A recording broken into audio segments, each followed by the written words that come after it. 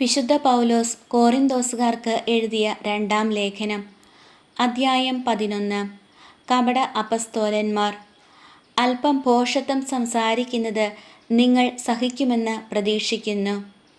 നിങ്ങൾ ഇപ്പോൾ തന്നെ എന്നോട് സഹിഷ്ണുത കാണിക്കുന്നുണ്ടല്ലോ. എനിക്ക് നിങ്ങളോട് ദൈവികമായ അസൂയ തോന്നുന്നു.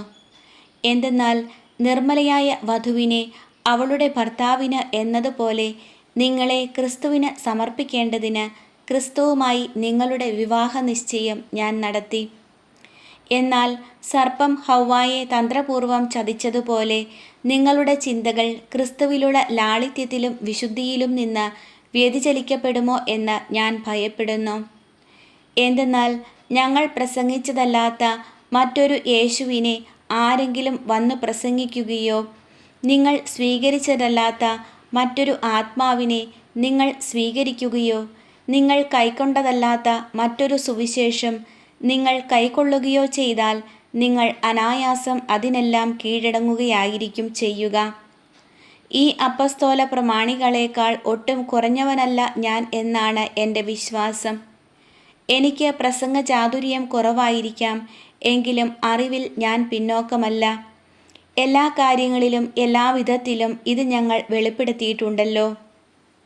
ദൈവത്തിൻ്റെ സുവിശേഷം പ്രതിഫലം കൂടാതെ പ്രസംഗിച്ചുകൊണ്ട് നിങ്ങളുടെ ഉത്കർഷത്തിനു വേണ്ടി ഞാൻ എന്നെ തന്നെ താഴ്ത്തിയത് തെറ്റാണോ?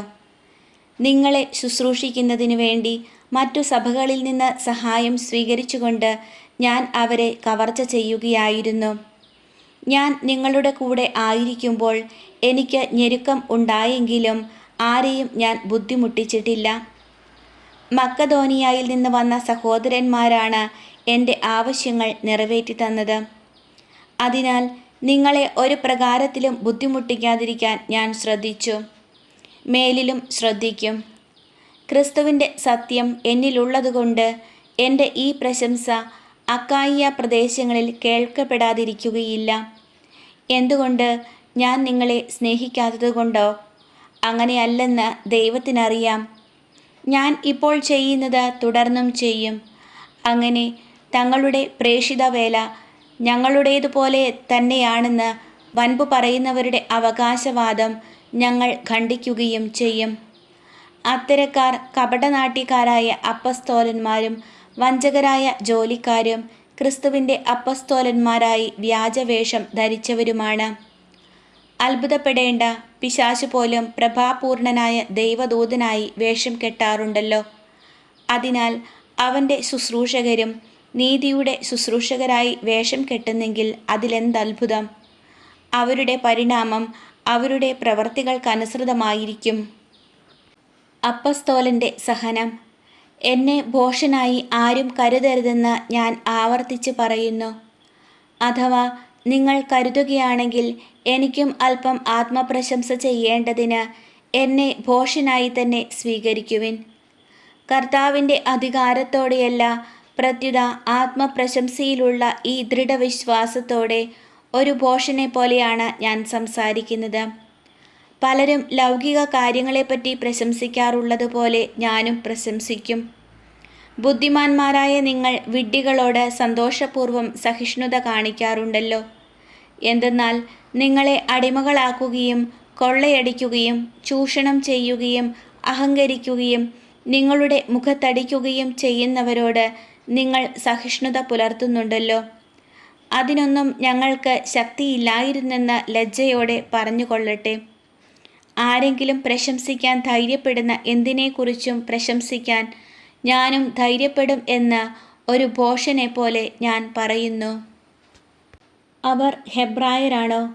ഞാനും അതെ. അവർ ഇസ്രായേൽക്കാരാണോ? ഞാനും അതെ. അവർ അബ്രാഹത്തിൻ്റെ സന്തതികളാണോ? ഞാനും അതെ. അവർ ക്രിസ്തുവിൻ്റെ ദാസന്മാരാണോ? ഉന്മത്തനെ പോലെ ഞാനും പറയുന്നു, ഞാൻ കുറെ കൂടെ മെച്ചപ്പെട്ട ദാസനാണ്. അവരെക്കാൾ വളരെയേറെ ഞാൻ അധ്വാനിച്ചു, വളരെ കൂടുതൽ കാരാഗൃഹവാസം അനുഭവിച്ചു, എണ്ണമറ്റ വിധം പ്രഹരമേറ്റു, പലതവണ മരണവക്ത്രത്തിലകപ്പെട്ടു. 5 പ്രാവശ്യം യഹൂദരുടെ കൈകളിൽ നിന്ന് 1 കുറയെ 40 അടി വീതം ഞാൻ കൊണ്ടു. 3 പ്രാവശ്യം വടികൊണ്ട് അടിക്കപ്പെട്ടു. ഒരിക്കൽ കല്ലെറിയപ്പെട്ടു. 3 പ്രാവശ്യം കപ്പൽ അപകടത്തിൽപ്പെട്ടു. ഒരു രാത്രിയും ഒരു പകലും കടലിൽ ഒഴുകി നടന്നു. തുടരെയുള്ള യാത്രകൾക്കിടയിൽ നദികളിൽ വച്ചും കൊള്ളക്കാരിൽ നിന്നും സ്വന്തക്കാരിൽ നിന്നും വിജാതീയരിൽ നിന്നും എനിക്ക് അപകടങ്ങളുണ്ടായി. നഗരത്തിൽ വച്ചും വിജനപ്രദേശത്ത് വച്ചും കടലിൽ വച്ചും അപകടങ്ങളിൽ അകപ്പെട്ടു. വ്യാജ സഹോദരരിൽ നിന്നുള്ള അപകടങ്ങൾക്കും ഞാൻ അധീനനായി. കഠിനാധ്വാനത്തിലും വിഷമസന്ധിയിലും നിരവധി രാത്രികളിലെ ജാഗരണത്തിലും വിശപ്പിലും ദാഹത്തിലും പലപ്പോഴും ഉപവാസത്തിലും തണുപ്പിലും നഗ്നതയിലും ഞാൻ ജീവിച്ചു. ഇവയ്ക്കെല്ലാം പുറമെ സകല സഭകളെയും കുറിച്ചുള്ള എൻ്റെ ഉത്കണ്ഠ അനുദിനം എന്നെ അലട്ടിക്കൊണ്ടുമിരിക്കുന്നു. ആര് ബലഹീനനാകുമ്പോഴാണ് ഞാൻ ബലഹീനനാകാതിരിക്കുന്നത്? ആര് തെറ്റ് ചെയ്യുമ്പോഴാണ് എൻ്റെ ഹൃദയം കത്തിയെരിയാത്തത്?